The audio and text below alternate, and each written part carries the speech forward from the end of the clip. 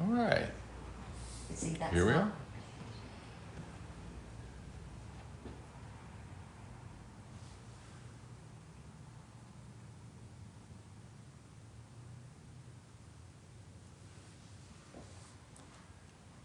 All righty.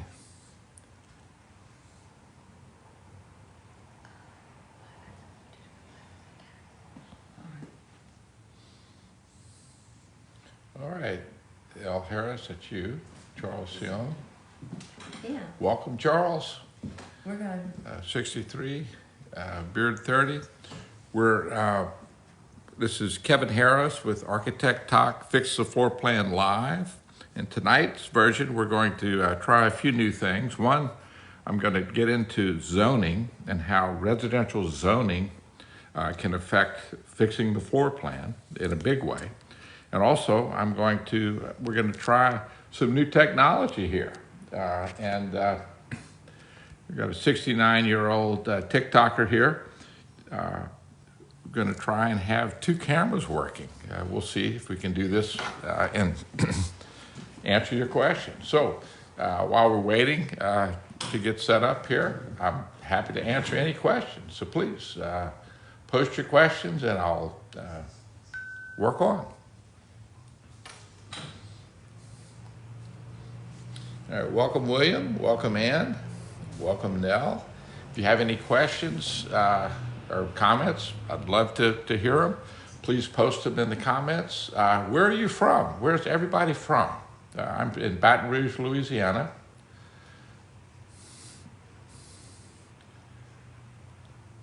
Oh, Zena Stryker. All right. Welcome, Zena. Tom Eller joined. Thank you.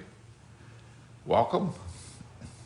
We're going to go through Fix the Floor Plan Live. In tonight's edition, we're going to talk about zoning and how residential zoning can affect fixing the floor plan in a very big way. So And you typically go live. we typically go live at 6 o'clock, so I've got about 25 minutes early here. We're setting up. I'm happy to answer questions or discuss what's going to happen tonight. And would love to hear from everyone in Baton Rouge. We've got a cold snap going through. It's currently, about 53 degrees. That's cold for us, but I'm sure it's not very cold for lots of you guys. And you got somebody from Maryland on. All right, Maryland here. All right, great. Beard 30, nice, welcome, and thank you for joining TikTok Live. Love Maryland. I have two brothers who went to the Naval Academy up there in Annapolis. It's a beautiful, beautiful architecture there as well. Okay, Burning Yeti, welcome.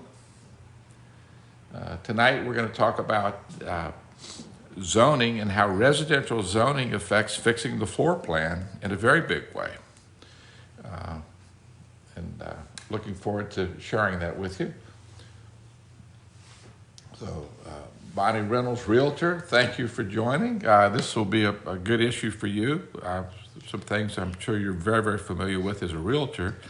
Residential zoning and what the parts are, what the controls are, and how you can actually, in many cases, take advantage of zoning to your benefit to get a little bit larger footprint. So if they have any zoning questions. Kind of a handful. Welcome, Madeline. All right. So we've got Maryland, Louisiana. Any other locations? Where are you guys from?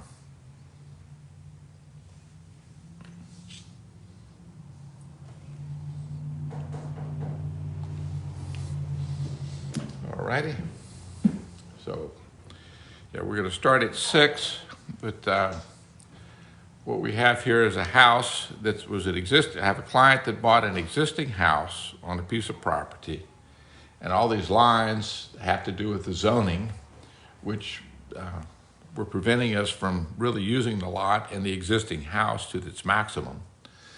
But I'll get into all those details. From Missouri, Kansas, wonderful. JH Architecture, welcome. Super Daddy-O joined. Great. Let me know where you guys are from. Let me see. Ronnie joined. Welcome. Look forward to it. Tonight, I'm going to go over zoning and how residential zoning affects fixing a floor plan in a very big way. Tonight's example is from as all my examples are, from a real live client and a project where we were able to affect some additions, but we couldn't do these additions without having some zoning adjusted. Dallas, welcome. Jesse Connor Rhodes from Dallas, great. You get to do an unboxing. With, don't know who that's from. What do we have? Well, that's why I'm saying you get to do an unboxing, like That's, what? like cover up, I'm gonna tape it. that kind of stuff. All right. He can use his hands. So what do we have? We just got some mail that came in. Cat. Oh, wonderful. Okay, here we go. All right, so this box just came in the mail. While we're waiting, I'm gonna go ahead and anxiously open it because I know exactly what it is.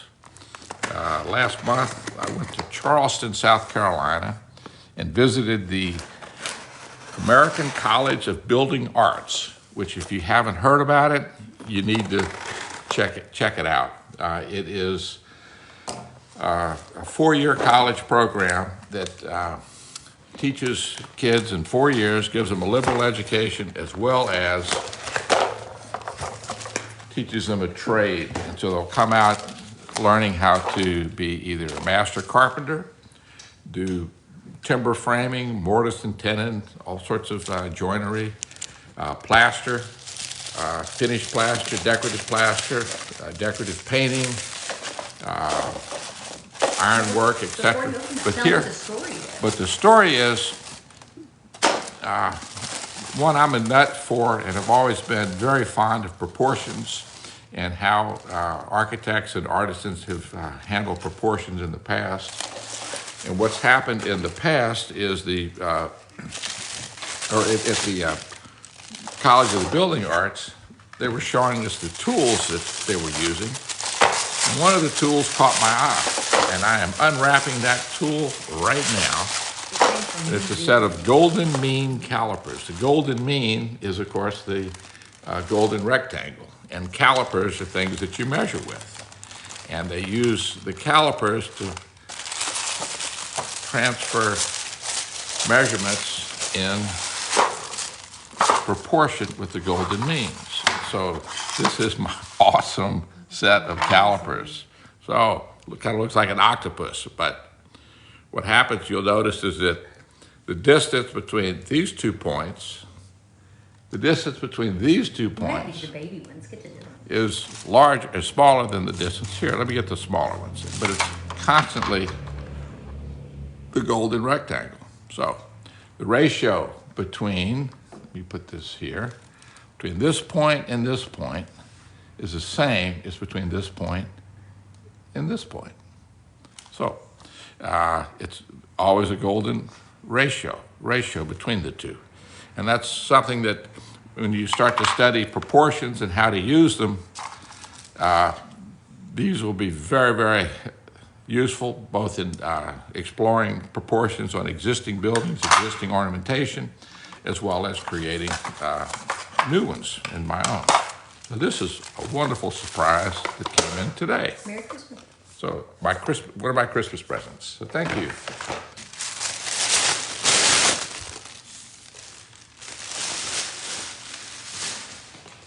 All right, so welcome everyone. This is Kevin Harris with TikTok Live, Architect Talk, and we're going to fix the floor plan. Tonight's version is going to be on zoning and residential zoning and how that affects fixing the floor plan and the amount of land that you can actually build upon. So welcome Jonathan Waller, welcome Cindy. Great to have you guys on. Welcome, Edward. Where are you guys from? Let us know where you're from. I'm in Baton Rouge, Louisiana, and it's a nippy 42 degrees here. We think it's cold. I've got some relatives who live up in Milwaukee, and they sort of balk at the fact that I say, "Oh, it's cold tonight. We're going to get to use the fireplace," and they've got ice already outside. At any rate, Manuel, welcome. Great to have you on. Edward, welcome. Jamie, welcome. Emily and Dave, welcome. Nice to have you on. Palm Springs, okay, you've got some lovely weather there. 66 degrees in Palm Springs. I love it. Love that city. It's a great place to go visit. Welcome, Emily. Oh, it's 66 in Palm Springs. That's Emily. Great, great. Susie Q, welcome. Cedric, welcome. We're getting close to our time here. We got about 16 minutes to go. Tonight I'm going to talk about how residential zoning, I'm going to explain zoning and some of the controls that are used in zoning, where it came from actually, a little bit of its origins. And then I'm going to talk about how zoning affects this trapezoidal piece of land that one of my clients purchased that had an existing house on it. Then how we could take advantage of certain situations and apply to have the some of the setback lines altered with a variance. And I'll just walk that through and hope that you find it helpful. My background is I'm an architect. I've been licensed since 1982. I have an undergraduate degree from LSU, a graduate degree in architecture and urban design from Harvard. And at Harvard, we had to take one course at the law school, and that was in planning and zoning law.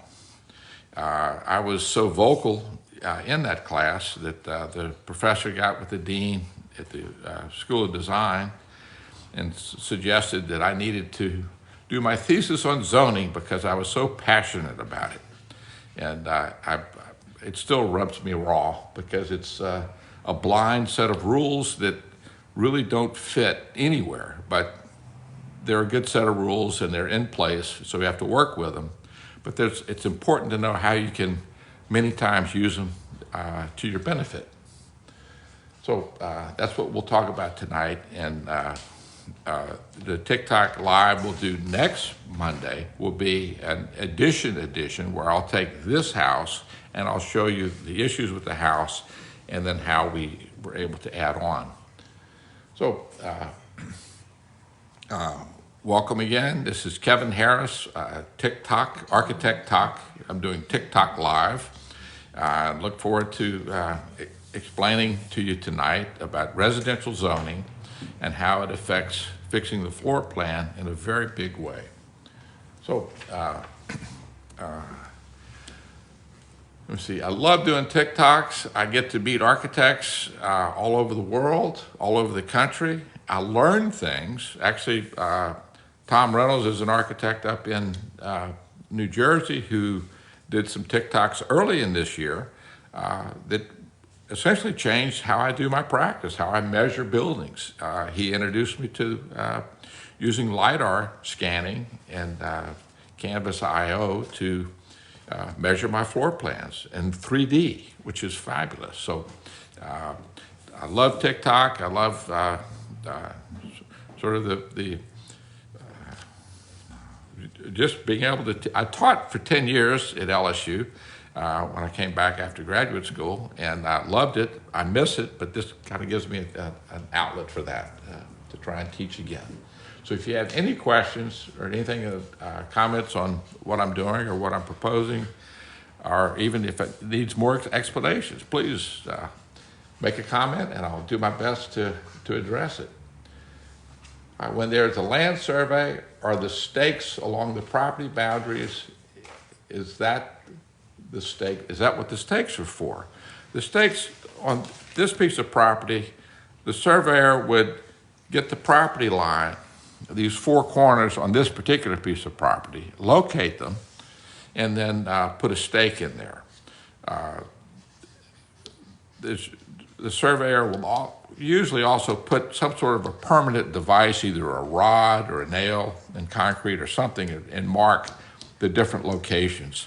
And then they'll put a flag there just so you can see it on the surface.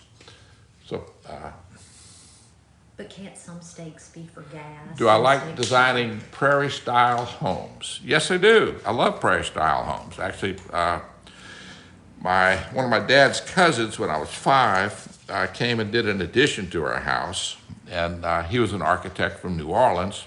But prior to that, he was working on the Guggenheim Museum with Frank Lloyd Wright, and he was at Taliesin for many years. So I've been a big fan of the prairie style since I was 5. Well, not all stakes are property lines.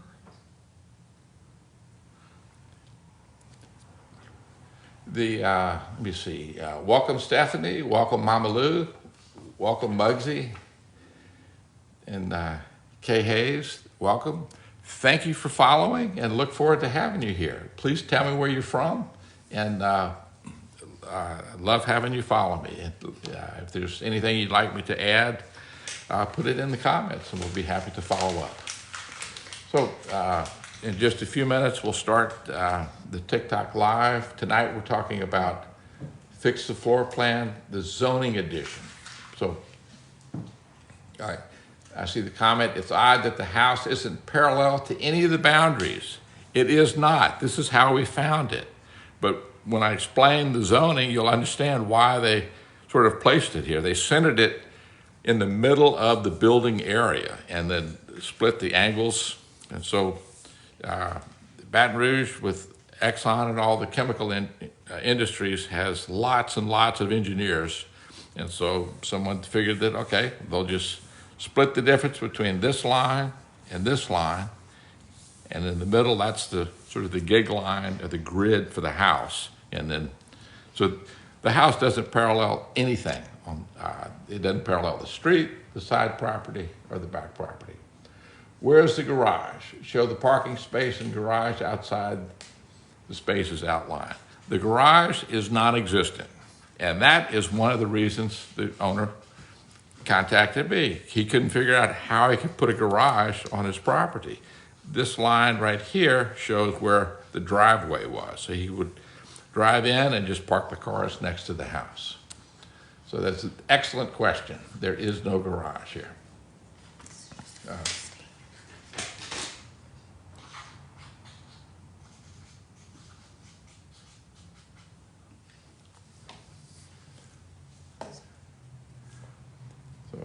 This is similar to my home. Okay, Emily, then tune in next Monday when I will show a TikTok Live of the floor plan that I did for this house and how we extended it.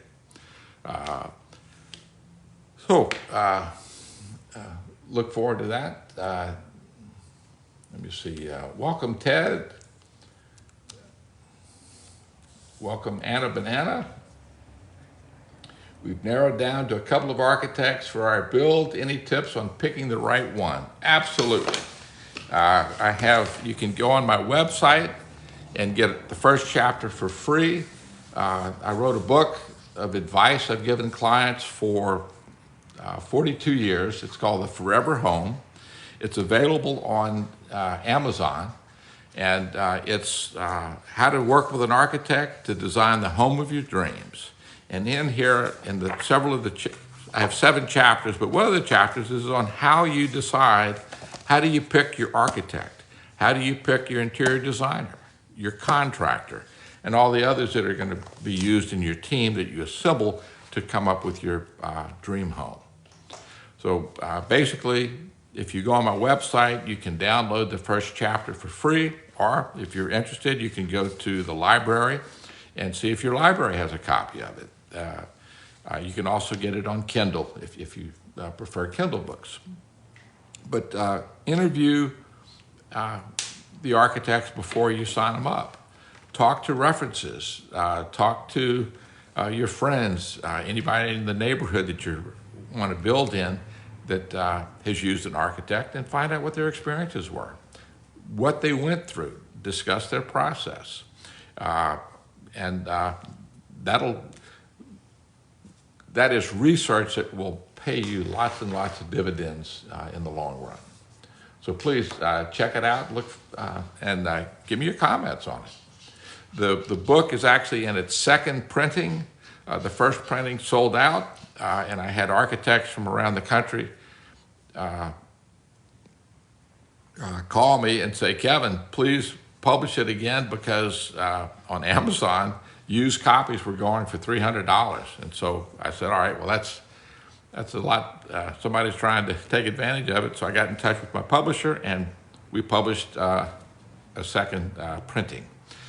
So when you pick your architect, another important thing is interview them, but don't interview them just and select them only by how much they're going to charge you. That's an initial cost, but what architects charge, what they actually can do for you, there's a list of at least 26, 27 items that they can or cannot provide that you may assume, oh, well, why didn't you provide that? Well, I don't normally provide that service. So that's why they're cheaper. So sometimes, well, anyway, just check around. And reputation, architecture is a reputation-driven business. And if they've got good reputations, chances are they're going to work great with you. But be sure and ferret that out by talking to friends and neighbors. Always tell the clients to watch the movie, Mr. Blandings Builds His Dream Home. Have you watched? Has anyone watched it? I have not watched it, so I need to watch that house to see. Follow Mr. Blandings Building His Dream Home. I look forward to that. I'll put that on my list this Christmas while we're watching movies. So I'm not the only one who hasn't seen it. So, all right, so we'll grade it. All right, we'll watch the movie, and then we'll come back with some comments next Monday. You watched it too many times and love the house they built. Okay, well, I'll look forward to it. So, let me see. I'm reading from Google on Mr. Blandings Builds His Dream Home. It's a 1948 American comedy film directed by H.C. Potter and starring Cary Grant, Myrna Loy, and Melvin Douglas. It looks a very, very interesting movie. So Cary Grant. So I look forward to that. Welcome, Ted. It's from the 40s. Yep, the movie is. So this is Kevin Harris. I'm Architect Talk, Fix the Floor Plan Live. Tonight's edition is going to be on zoning, and looking forward to explaining where zoning came from in the United States, what it actually does and how it restricts what you can do on your property, and then show a specific example at a big picture view of this house and how I was able to take advantage of its situation, have the zoning changed or variance applied to the property, which allowed for a better addition. So, and I will go over the actual specifics of the floor plan of this same house next week. I'm Kevin Harris. I'm 69. I've been licensed to practice architecture since 1982. And I'm in Baton Rouge, Louisiana, and love doing houses. That's my specialty, doing custom residential. So welcome, Brian. Welcome, Emick. And we've got 3 more minutes, and then we'll just get rolling with it. All right, well, let's go ahead and get started. I'll talk about land use zoning. And what land use zoning does is it takes, the whole city, if you have a whole grid for the city, and it allows you to, the developer, to divide up the city into big blocks of land which are connected by streets. And so here's a street right here, And then the property line that was for this particular parcel is right here. Here's one property line, another, the back property line, and the front property line. And here's the street. This is the street right-of-way. The actual street is never built the same width as the right-of-way, so that you've got, even though your property line really doesn't go to the street curb, and many people don't understand that, but that's typically your sidewalk is somewhere along the property line, usually outside your property line, because that makes it public property, and anybody has public access to the right-of-way. So where does zoning come from? Well, originally with law, you had nuisance law, and everybody knows what a nuisance is, but it's something obnoxious, and it's physically, it's a physical influence. And for nuisance law,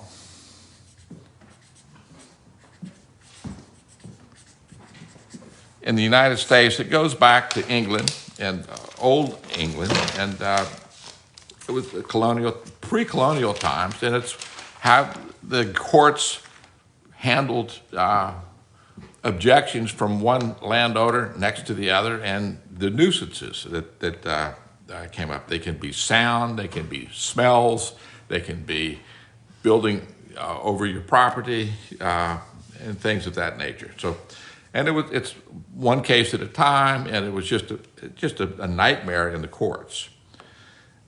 To try and clean that up, people came up with what's called restrictive covenants, all right?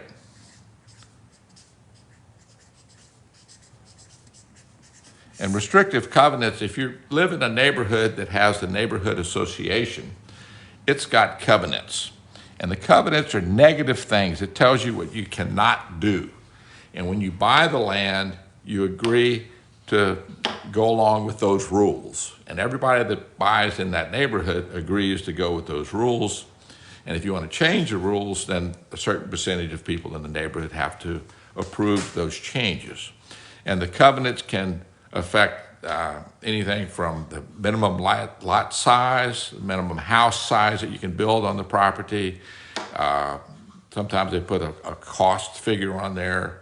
You can put materials, you can put style, et cetera, all sorts of things. And with restrictive covenants, there was still a mess in the courts. And so in the 1920s, they came up with zoning. And zoning was an extension, it was a way to have controls on property that became an extension of the police power, so that the police power could regulate private property. And so zoning is actually part of the police power. But that power is given from the federal government down to the states, to the municipalities. So with zoning, in the 1920s, they took the city, and they actually took many cities across the United States, and they studied these ideal plans. They studied, Back Bay and Boston. They studied parts of New York City, San Francisco, and New Orleans, many other cities all across the country. And they came up with idyllic situations. And they said, okay, well, what are the characteristics in this situation?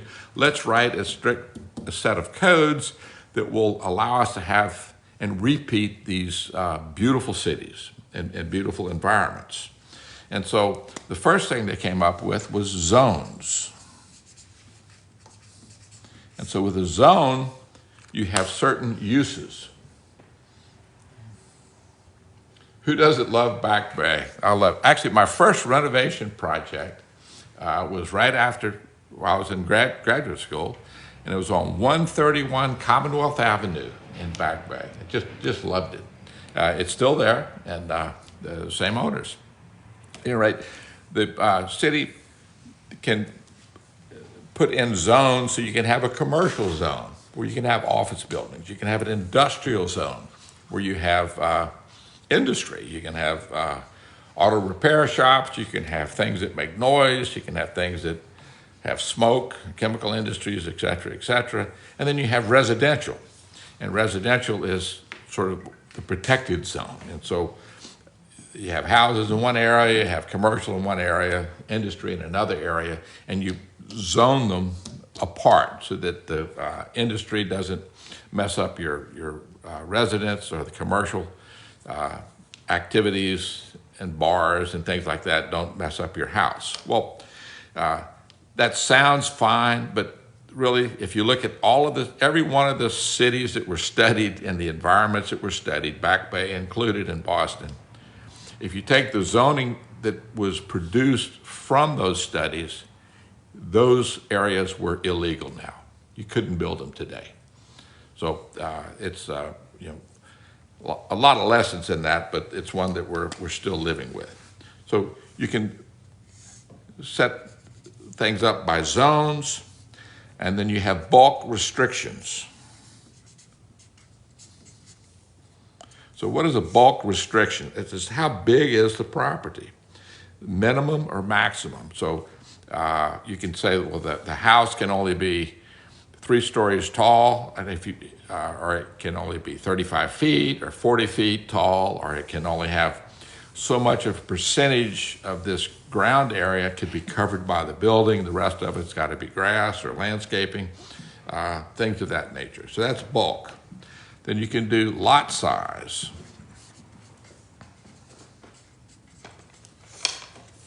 So you can say that, well, a lot has got to be at least 25 feet wide or 50 feet wide or what have you. And that's like the minimum size lot that you can have that's allowable. Or if you have a lot that you want to divide it, well, if the 2 halves are too small for the minimum lot size, then you're out of luck unless you get a variance. And then the fourth restriction is yard requirements. And yard requirements are really the controls that you run into all the time. And let me just do a real quick recap. This is Kevin Harris. I'm Architect Talk with Fix the Floor Plan Live. Tonight we're working on zoning, and we're talking about first the origin of zoning, which I've gone through. It started with nuisance law, then it went to restrictive covenants, and then added to it is zoning. Zoning allows you to divide the city up into zones. It's an extension of the police power.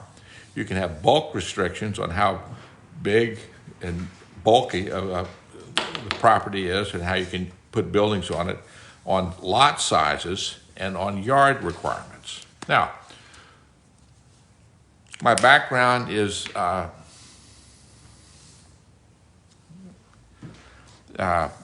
in architecture, and I have a master's in urban design, architecture and urban design from Harvard. This is actually my planning law book, the notebook I took with just a few notes and case studies of, and this is stuff I typed, by the way, and notes of planning and zoning law. So this is as of circa 1980 is when I graduated. So the zoning has unfortunately not changed that much since then.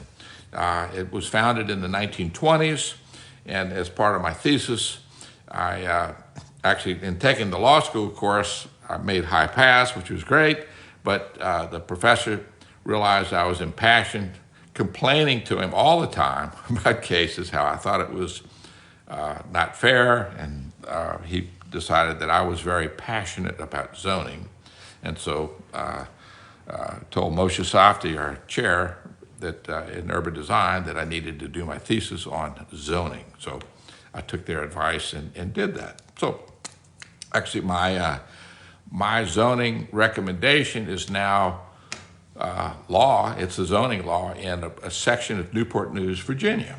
And I got awards on my thesis, but I haven't, I decided not to practice zoning is my passion. So I prefer custom residential. At any rate, with yard requirements, let's talk about those. Here's the street right here, and the property line is here. And in this particular zoning, it requires a 30-foot front yard, which means this 30-foot section cannot have a house on it, all right? That fronts the street. The next is a side yard. Well, this is the side yard because there's a lot next door here. And so in this particular zoning, it's 8 feet. I cannot have a house or a building that comes closer to the side yard than 8 feet. And then we have rear yards. Here's the rear yard. In this zoning, it requires 25 feet for the rear yard that you cannot put your main house, okay? And so what you're saying is the orange is areas that I cannot build on. With this particular piece of property, there was a street that went along the side here, and because all the houses were facing this main street here, the setback, the city allowed them to make it only 15 feet. So here's a 15 feet street right-of-way. In most cities, in most zoning, this 15 would actually be 30 feet, just like the front yard. But you can see on this lot, if this were 30 feet back from the street, from the front and the side street, you wouldn't be able to build a house.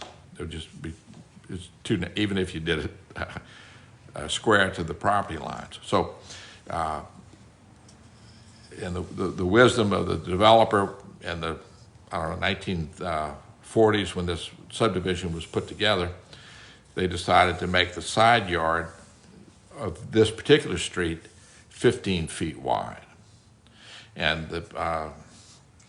so we've got front yards, side yards, backyards, and then a special side yard on the street frontage. And you own that. You own all this orange. However, you can only build inside this area here.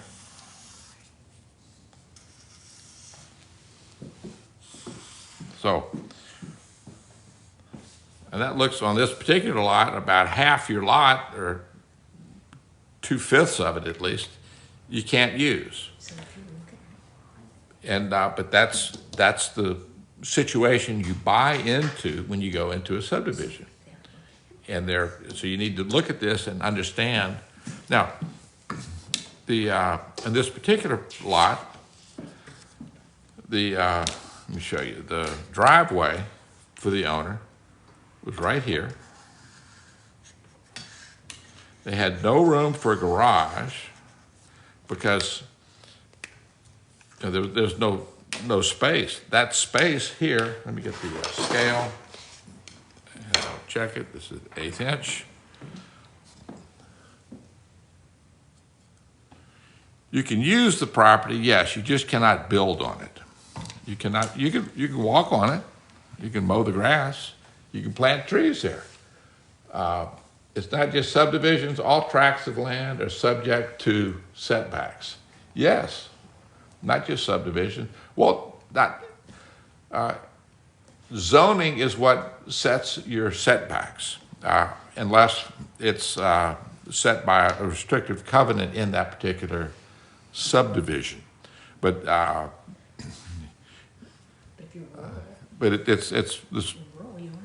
if it's rural, you have the road, and you can build in your property pretty much anywhere you want. But understand that the controls, the restrictions in a rural setting are different than a set of restrictions within the city or within a municipality. But in this particular case, we have 8 feet between the bump out for the bay and the building line. You can't put a garage there. You can't even park a car there. So this is where the owners parked that built the house. Later owners, my clients, bought the house and they wanted to improve it, and they wanted a garage. Well, if you put a garage is going to be just to give you the size, the garage is going to be about this big. So if you build a garage back there, the kitchen's up here. How do you connect to the kitchen? How do you even get to your garage? Because this is your driveway, and this is only 15 feet. That's not enough space to back out a car and to get into it. So it was just a catch-22 as far as how do you get out of this mess. And so my client called me, and then we began to study. First thing I did is study, well, what's around here? And let's take a look. And so Kevin, how many square feet is the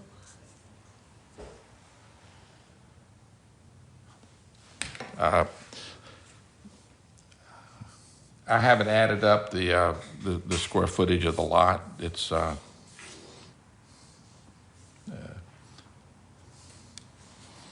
we can check that and get back to you later. But here's the property, and zooming in and looking at some of the controls that we have. There's a street right-of-way here, and in this subdivision, the street right-of-way is 50 feet wide. The actual street is maybe 30 feet wide. So there's, extra grass on either side before the property line, before the street. So this is, from here to here is 30 feet to scale. And so you've got a street that's right here, that's 30 feet wide. And when you look at this particular parcel that my client had, there's all this land to the right of it. What was that? Well, the street right-of-way went through, and so when it was subdivided and purchased, my client only purchased within this property line, this little patch of grass, if you will, that was his house or his property.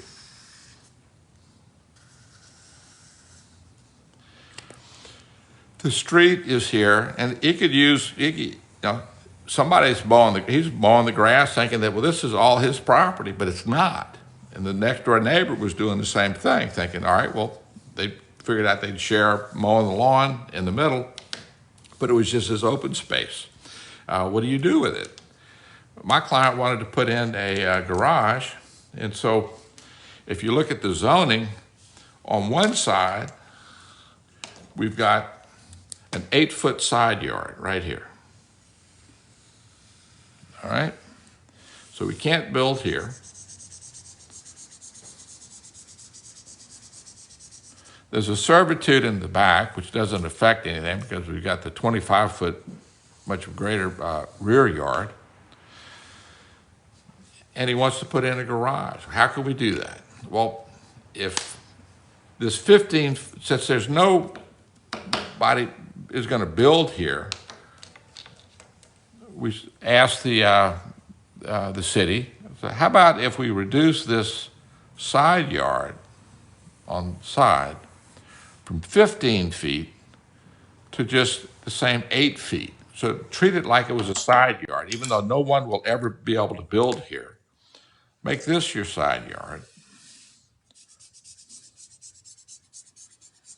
And we've added just, half of 15 feet. We've added 7 feet to the property that you could actually build on. You haven't bought any more property, but you can now build on 7 feet more. Since the house is askew from the property lines, then if we came back to here, we could begin to add some functions in the house, because there was also, he didn't have a den. He had a living room, but not a den. He wanted to have a den, and they wanted to have a nice garage. So if we came back like here, we could put a garage. We have lots of nice windows here and a great big room that look into the backyard. And we could add to here, this area, and have plenty of space for 2 cars. But now, this is only 8 feet. How do I get my cars in there? That would be a problem, right? Except, since this is public property, my client we had to apply for it, but we received it. Instead of putting his driveway right here, his driveway could go anywhere in this area. And so what we did is we said, well, let's take the driveway, come down like so. It's more concrete, but hey, it's land that he didn't have to buy, but he gets to use. And so this became his, if we could get away with that, then this is his driveway right here.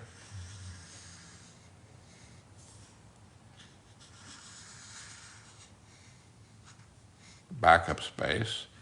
And then that allowed me to put a garage here for 2 cars and add a storage room. He wanted a workshop, an outside, a den connected to the main house, and then a back porch. So this is what we were able to accomplish by shifting over the property line, which is, there is not a street here. There's a right-of-way. And let me back up a little bit on the property here. The street goes where it's orange, okay? Before, when they put in the street, what happens is when property is subdivided, it'll be subdivided, by the developer will take, say this is his big giant piece of property. And they'll take and do their streets, get with a landscape architect, plan the streets out, the street patterns, all right? And then come in between all of these streets and divide it up into lots. And so that'll be a lot, this will be a lot, that'll be a lot, like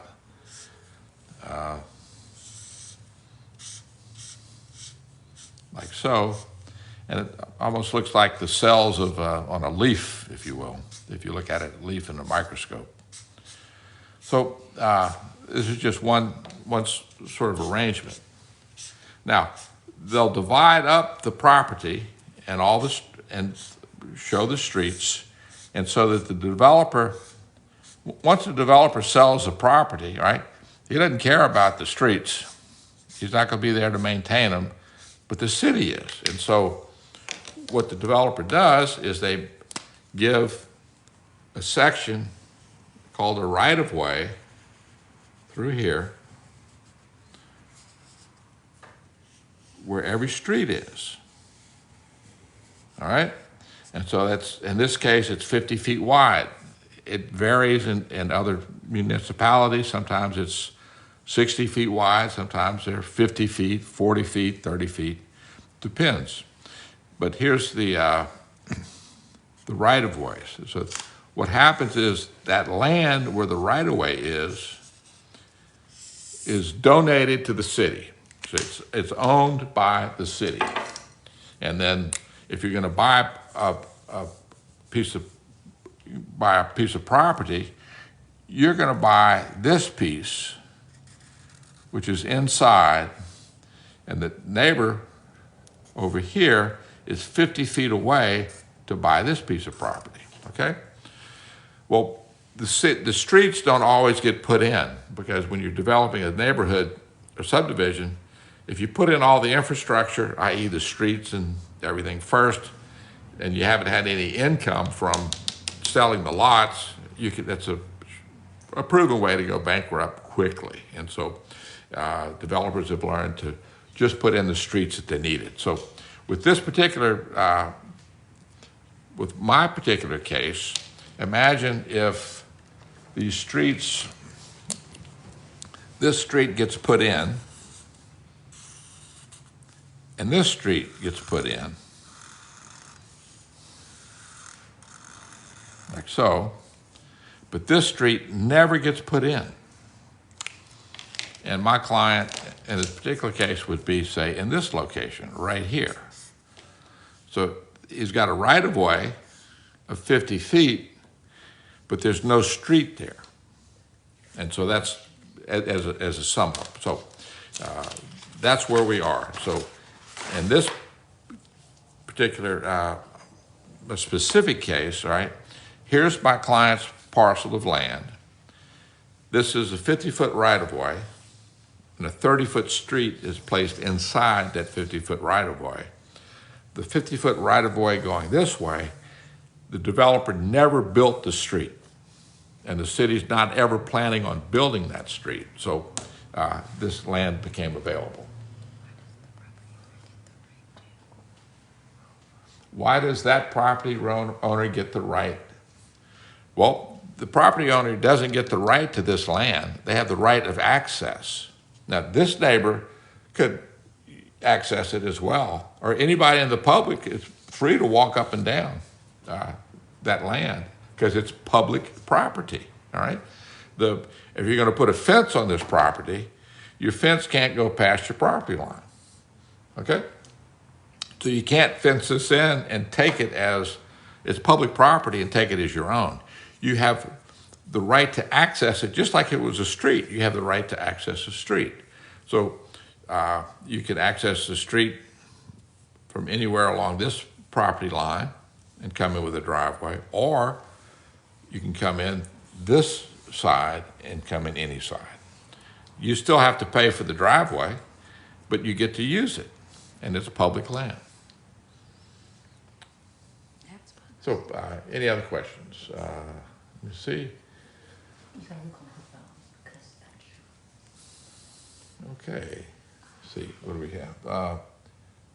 I'd love to get your, let me see, your insight for a house I'm looking to reconstruct. I redo houses all the time. That's what my practice is mostly, renovations and new. Can you pave it? Yes, you can pave this, absolutely. You have to get permission from the city to do this, but if it's not unreasonable, they're happy to do it. The worst thing that could happen is they build a road there, still have a garage with access either way. If the city were to build a road here, yeah, your driveway would get covered over, and then the street you'd have 10, 15 feet from the actual street before your garage. You'd be a little bit close. But the chances of this happening, the city decided that they were never going to fill this in, ever. So it was going to be available and not an issue. Let's see. The surveyor here, driveway is right-of-way is a bad idea. Well, as a surveyor, that's you can locate it here, there's no problem. But as far as a practicality, you have the right to do this. It's public land. And why not put your driveway here so you could better use your piece of property?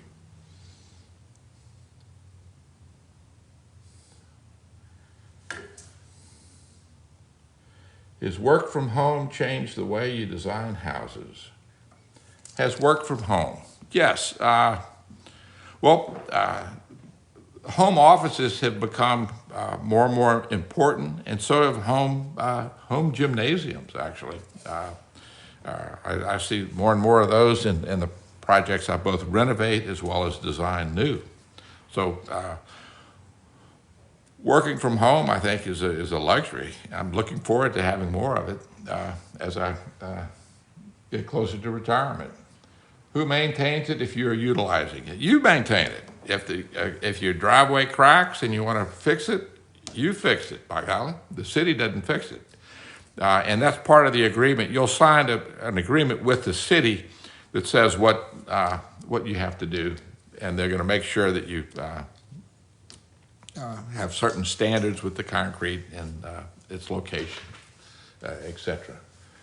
All right, why no topo? Designs are three-dimensional. Yes, designs are three-dimensional. And Baton Rouge, however, there's a town about an hour and a half from Baton Rouge called Ville Platte. and it's French for flat. We're pretty flat. We're in the Mississippi Delta. And tonight we're talking about zoning, and this is how zoning affects fixing your floor plan. And in this particular floor plan, we wanted to fix it. The client wanted to add on a garage, a den, and a storage room, but he couldn't with the way the zoning was set up and the restrictions. There was the opportunity on this particular site where there was an undeveloped road, a right-of-way, that was not going to be developed, and so they were able to access this. And I've used this In 40 years. in 42 years. I've done this maybe a dozen times on projects. So it's not that often, but it's often enough to, I'm actually doing it right now in another project in another city in Louisiana for a new house. Since it's on public property, if others know, can they just park there too, right? Well, if they randomly want to park here, that's a good question. I don't have the answer to that. We'd have to ask the attorneys. But if people want to park on your driveway in between the property line and the roadbed, they could do that. That's also public property. So it's we're going to get into nuisance law taking over that issue.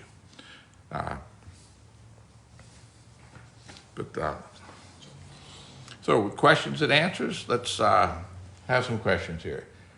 Are there utilities running under? The utilities actually are in the servitude on the back here. So they're overhead utilities for the electrical, gas, and water and sewer are underground along here as well. Good question, though. The city won't require a half-street improvement. No, this is one lot. Now, the lots on this side, the street is also closed. And then there's another major street over here that pretty much parallels this street. And so it's never going to be developed, and it's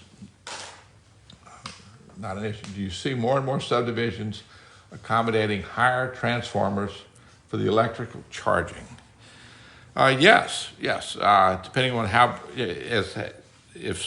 if houses get to a certain size, you know, a 200 amp transformer won't cut it. You got to go to 400 amps, and they're much bigger. And sometimes you have to have the transformer located on the ground, close to the house. So that's an issue that you'll get into with houses as they get larger, and I'll work on that.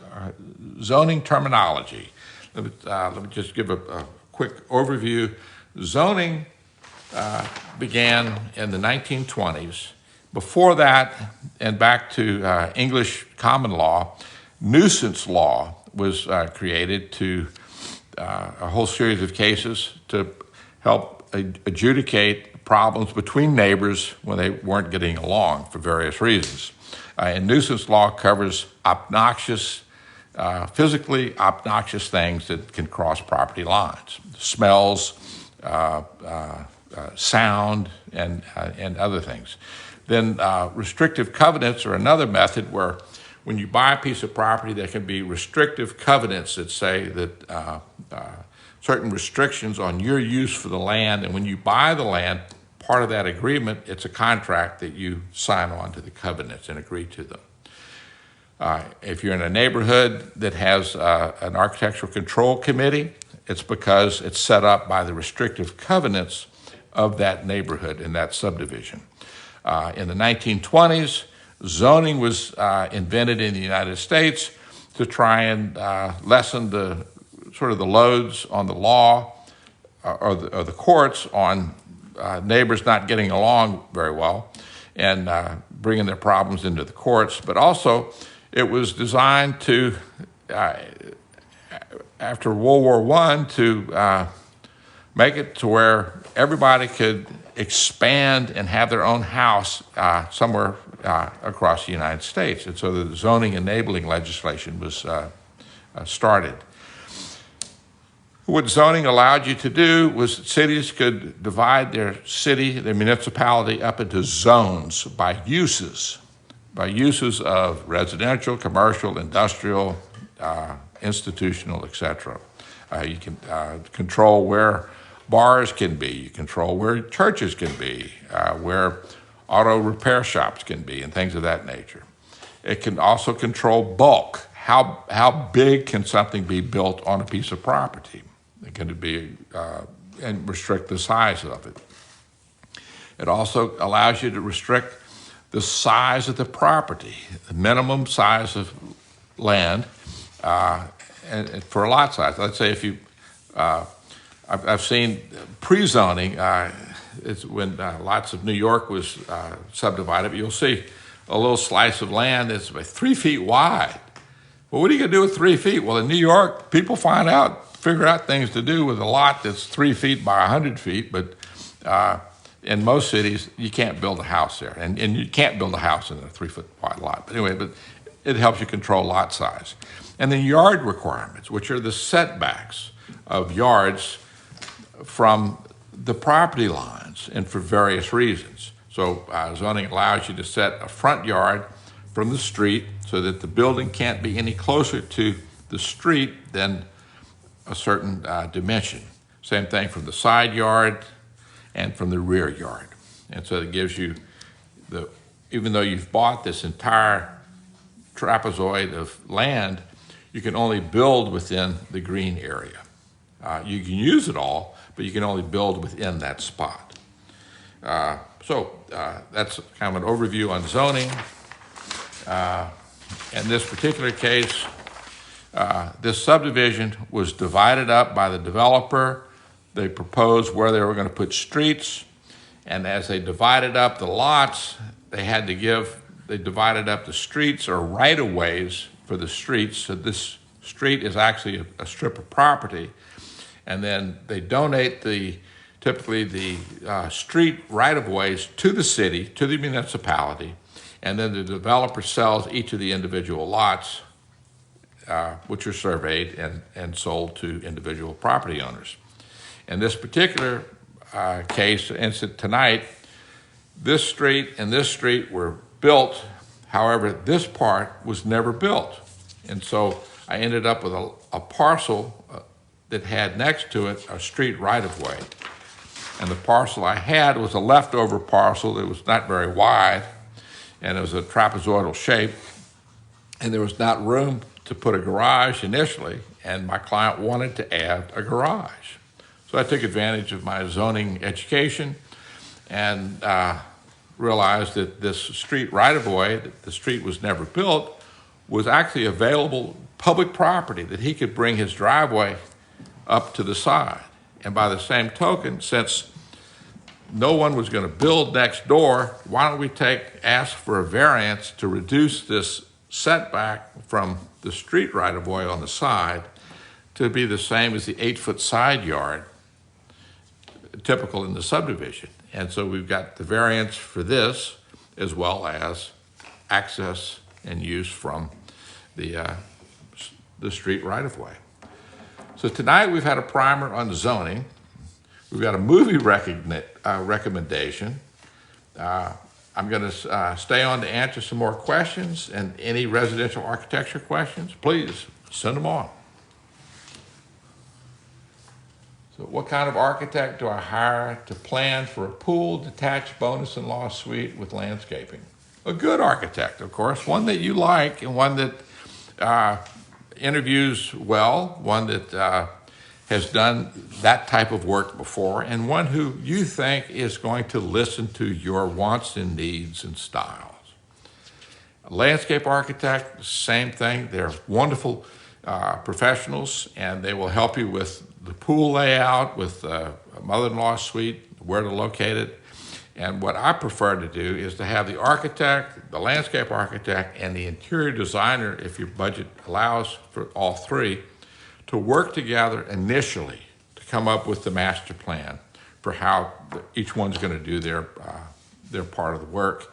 And so that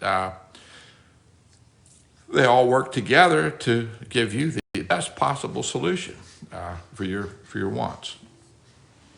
So, does residential have any stormwater requirements? Yes, but the stormwater requirements aren't part of zoning. They're going to be part of the city requirements. And planning and zoning, it'll be part of planning. And some cities, we did say in Houston, the square inches almost, or how many square feet of land you have that's grass that'll absorb water versus concrete or paving or house that rainwater will go somewhere else and it adds to the stormwater situation.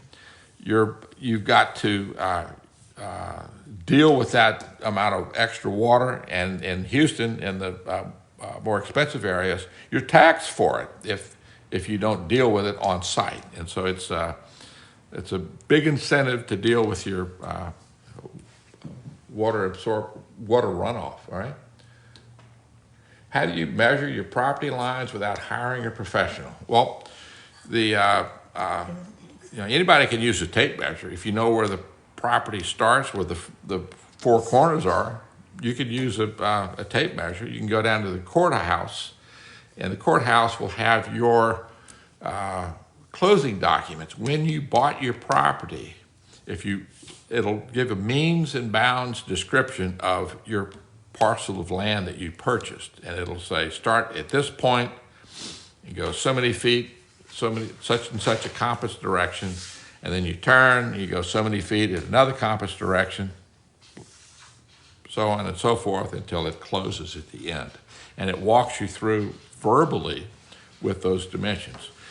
Sometimes there'll be a map with your closing documents. If not, in the subdivision, each subdivision at planning and zoning in your municipality will have maps of that subdivision that will give you the dimensions and the setbacks. It'll tell you where there's servitudes. However, before I ever draw on a piece of property, I advise hiring a professional surveyor to tell you exactly where all these points are. It could be it's too easy to get wrong if you don't have that on site. Also, before the contractor lays out where we're going to add the house, I have him hire a surveyor who knows exactly where to put these corners and the stakes, and then guides the contractor from there on out. But a surveyor is indispensable, I think. Yeah, it's hiring a professional, but they earn their keep, and they're very competitive with their pricing. How often do you need a civil engineer? Civil engineer, when I've got, Just do engineers in general. it depends on the projects. I use civil engineers when I run into questions on drainage and how to deal with lots of topographical changes. They're invaluable on understanding water flow and soil compositions and structures. I'll use a structural engineer for sizing beams and foundations. I'll use a soils engineer always, especially when I go out of town.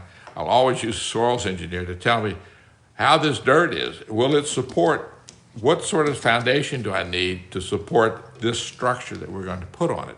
Because the worst thing that can happen is if your house mostly stays put, but part of it moves, and you get a big crack, and it's a disaster. So up front, there's a reason for these professionals, and they're worth their weight in gold as far as the advice they give you. And so it's good. Are you responsible for designing the stormwater management on your designs, or does the civil do that? The civil engineer will do that. So, and the types of dirt. What types of dirt with foundations?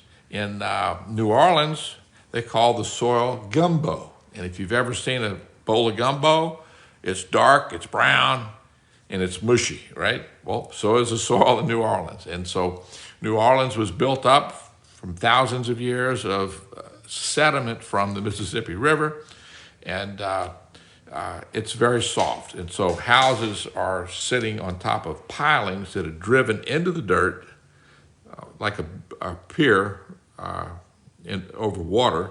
And those pilings, the foundation sits on those pilings so that they stay put, hopefully. And Baton Rouge, some cases we have great soil. It's got lots of clay in it that's stiff, and we can build on concrete footings on the ground.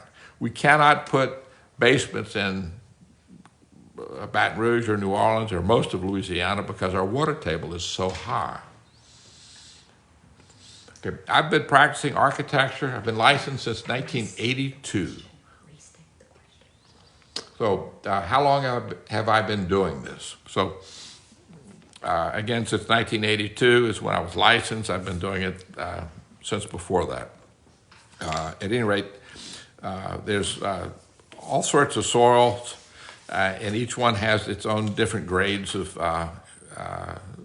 ability to support weight, and lots of them actually have their own ability or propensity to swell when they get wet. In parts of Mississippi, they have a clay called Yazoo clay, and when it rains, it gets fatter. And if your house is on top of it, it moves up with it. And there are parts of Jackson, Mississippi, with gorgeous architecture that's falling apart because the ground, it keeps moving up and down in different areas. And so if you build a house in the Jackson area, check the soil first. And then essentially one house we raised it 3 feet above the ground, not to give it a crawl space, because we had to expect an 18-inch heave of the soil and allow for it to move up and down over the seasons. And the house, that was done maybe 25 years ago, and the house is still doing well. What is my favorite type of soil to build on? Well, rock would be nice, but we don't have any in Louisiana. It's too far down. It's about 2,000 feet down.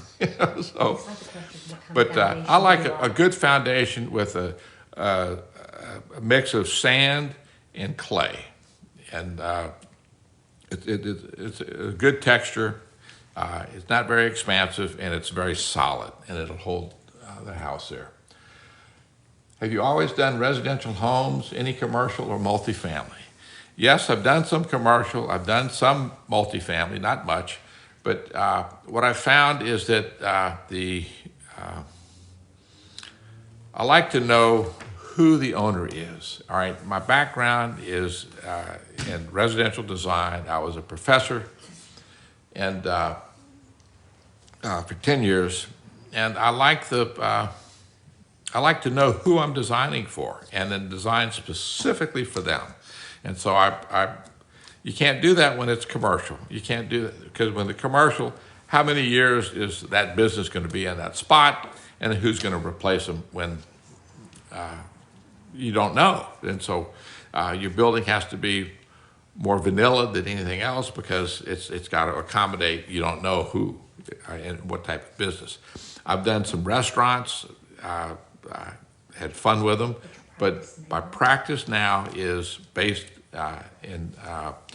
on custom residential renovations, additions, and I do historic preservation. A lot of historic preservation. That seems to be picking up lately. But those are my passions. How often do I go live? Would love to catch another one. I'm learning a lot. Well, thank you for that. And please, next Monday, 6 o'clock Central Time, I'm going to do a TikTok live on Fix the Floor Plan for actually this house, looking into the insides and how I'm going to analyze a house and then talk about how I added on to it. So it's Fix the Floor Plan edition. So the recommended movie is Mr. Blanding Builds His Dream House, a 1940s movie that I haven't seen yet, but I've been told that I need to watch it. So we'll do that, and that's thank you for that recommendation. Watch it, and we can talk about it next week. I'll come on.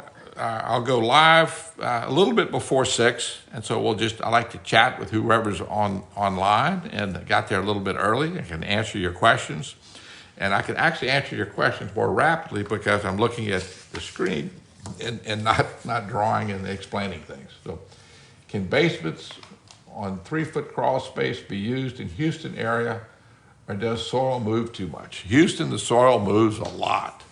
It moves a lot. And I've done houses in Houston, and they're on drill shafts, which is taking a drill and you drill into the soil. So you create a hole, and then you put in some steel and fill it with concrete. And that sits down like you're piling.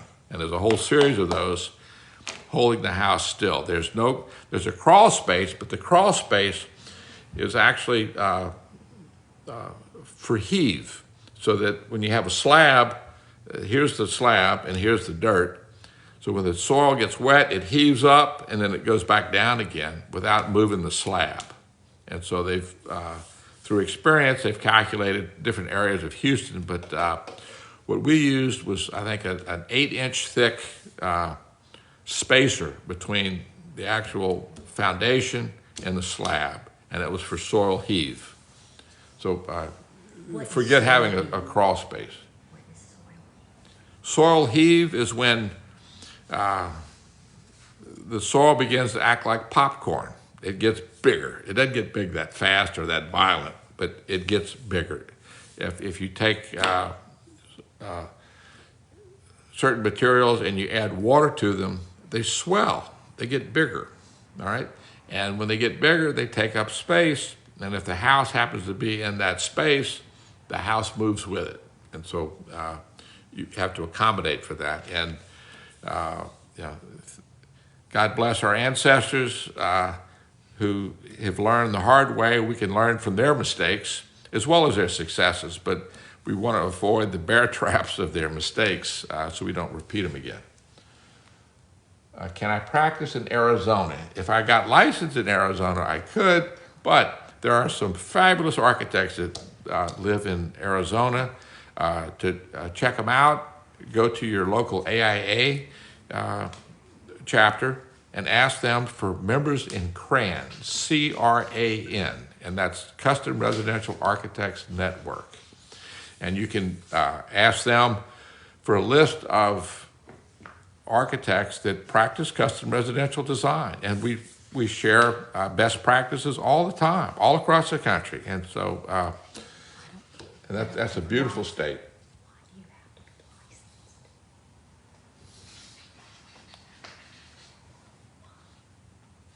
Okay, in order to call myself an architect, I have to be licensed in the state that I'm doing business in. And so I'm licensed in 5 states. I've decided the Gulf Coast is for me. So it's Texas, Louisiana, Mississippi, Alabama, and Florida. Those are all high humidity.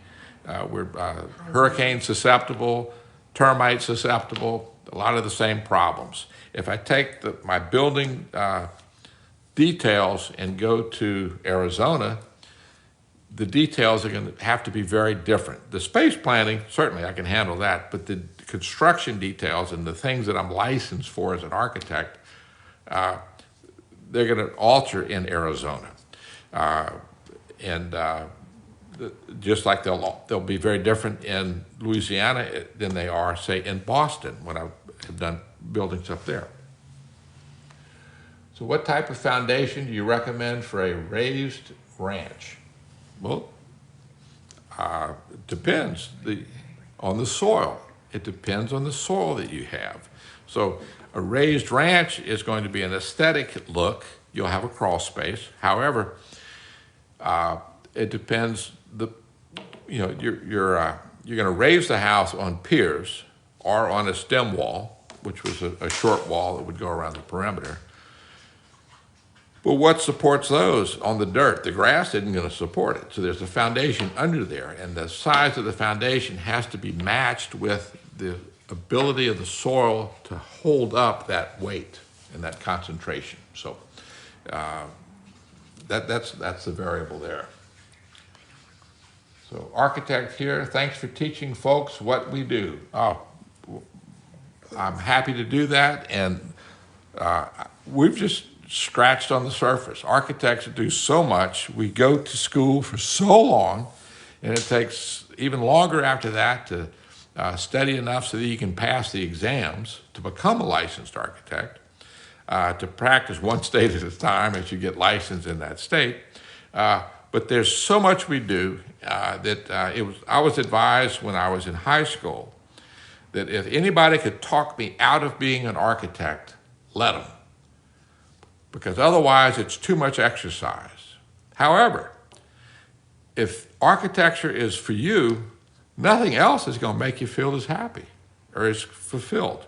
And so it's literally a vocation that to be an architect. And those that do it, I'm 69, I have no intention of retiring.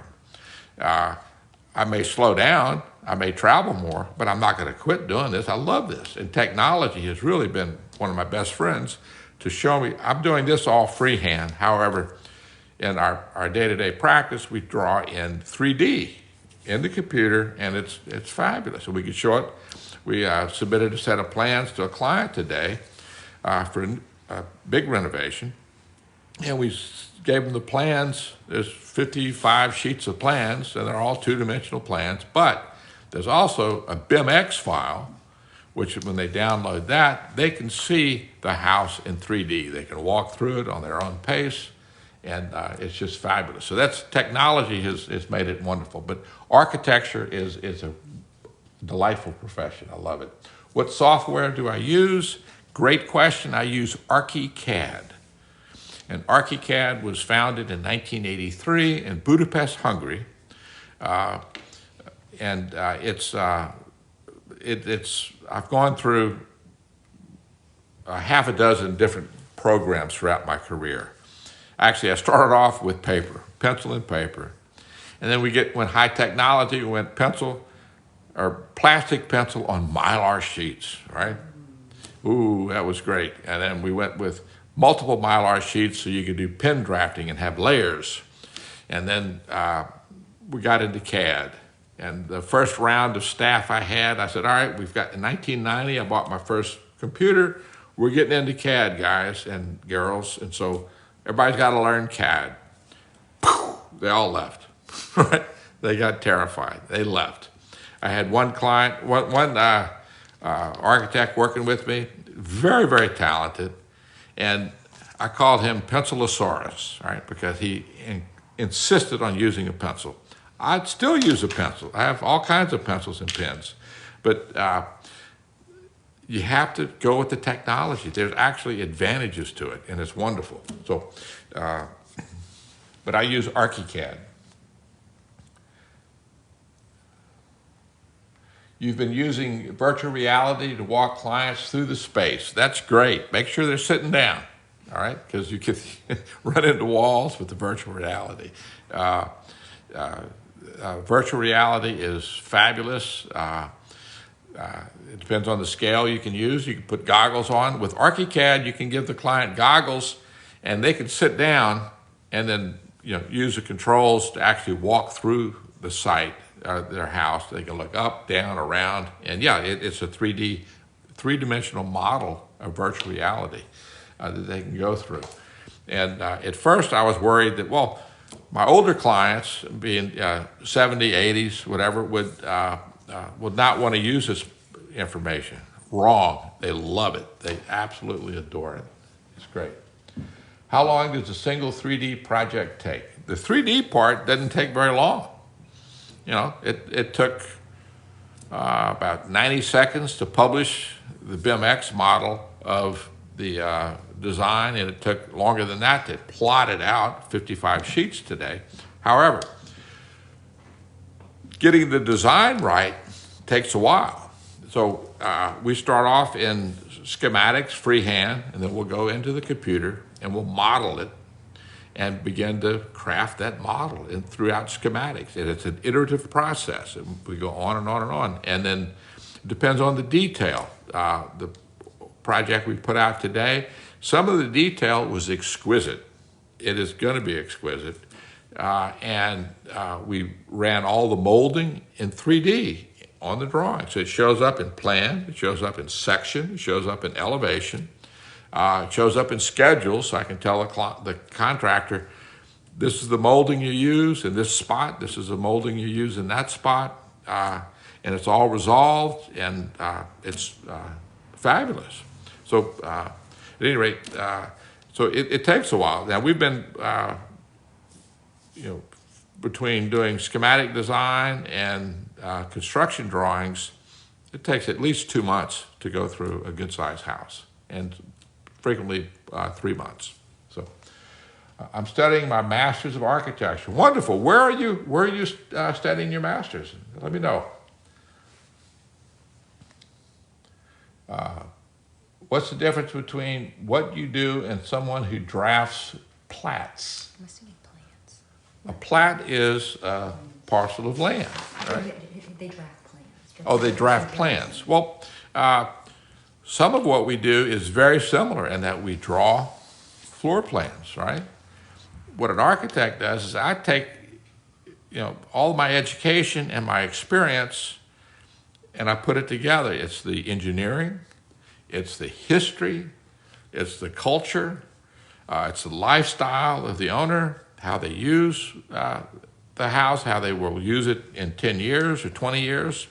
It's the zoning laws, it's the construction laws. There's all sorts of building codes on how you can and cannot build houses and different buildings. And you take all of these things into consideration, and then you design the house. It's an art and education. So it's let me see, one of the architects of antiquity is a guy named Vitruvius. And Vitruvius said there was 3 components for architecture. And he said it in Latin, and it was firmistas, or firmness. It needs to be firm to be architecture. It needs to have komostas, which is, it has to house something, be commodious, right? So komostas. And then venustas, the third requirement. It had to have the characteristics of the goddess Venus, venustas. And so it had to have beauty. And so as long as it has firmness, commodity, and beauty, it's architecture. If it doesn't have all 3 of those, it won't happen. And to study history and art and building codes and what works and what doesn't work and everything else, it takes an enormous amount of education and experience and time. And so there are many options for drawings. You can get your drawings cheaper than from an architect. And do you need an architect to do a house? No, you don't. You can design your own house. It's a federal requirement, a right you have. You can build your own house. Now, in the municipality, you have to follow the building codes. You have to have an electrician who's licensed as an electrician to do the electrical stuff because it's life safety. Same thing with air conditioning and plumbing. In New York, for a certain size house, I learned last week on TikTok, I think it was 1,500 square feet. You have to have a licensed architect to do your house. But in smaller than that, you don't have to have an architect to do it. So for an architect to be sort of earn his keep or her keep as a professional, needs to be able to offer you something that you couldn't get otherwise. And it's the art, it's how the house fits, how it flows with your lifestyle, how it works for now, and how it anticipates things you hadn't even thought about in the future that are going to happen. So the right solution is what's the right balance for you. And that's the important thing. And whether or not you use Kevin Harris or you use someone else, that's okay, as long as you get the solution that is right for you. More houses are built by draftsmen than are built by architects. I can tell you that. Architects design, at best, 2% of the houses every year that are new houses. And so, one way to look at that is, well, that's not a very high number. No, it's not.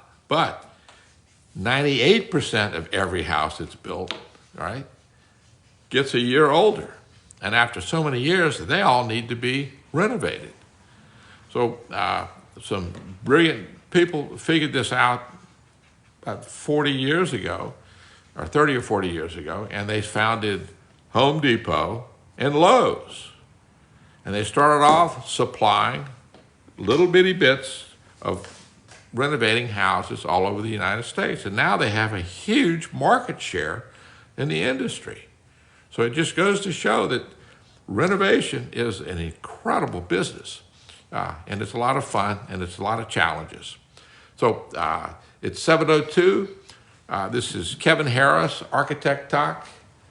Let me see, you hired a fantastic architect when built your house in Florida. His work was literally life-changing. Oh, that's wonderful. What a great testament for that architect. I'm glad he was able to give you a wonderful home. The houses I design, I call them forever homes because and it's one of the requirements I actually filter my clients with, which ones I'll take. If they're planning on if this is their for now home, I'll help them, I'll advise them, but I'm not interested in going through this whole, see, I'm not the best fit for them. They can get a better deal with a draftsman or someone else until they figure out what they want, where they want to live, and how they want to live. They can learn all those lessons. And I'm typically not the first house they've done. I'm typically the third or fourth house that my clients have built. So this is, if you've enjoyed this, please follow, please consider signing up or showing up next Monday at 6 o'clock. Central. 6 o'clock Central. We're going to have TikTok Live. I'm Architect Talk, Fix the Floor Plan, and I'm going to do an edition where I'm going to take this parcel of land and this house, and I'm going to show how we added on to this house, where we added on, and why. I'm going to analyze the floor plan, and then this is sort of the footprint that we ended up with. So next Monday, 6 o'clock Central, TikTok Live. Look forward to seeing you there. And an assignment for any of you that are still on, the recommended movie is Mr. Blandings Builds His Dream House. We're going to watch that, and I'm going to get online a few minutes ahead of time and watch it. All the trades hate working with the architect. That's a shame because I had some tradesmen in my office today, and they were loving meeting with me. I meet with them between schematic design and the working drawings. I love the trades. I admire what they do. They're holding the paintbrush. I can direct them, I can choreograph them, but they're the painters of the art that I actually do as an architect. And so I value the trades. And it's important to let them know that. Anyway, this is Kevin Harris with Architect Talk, Fix the Floor Plan Live. See you next Monday at 6 p.m. 6 p.m. Central.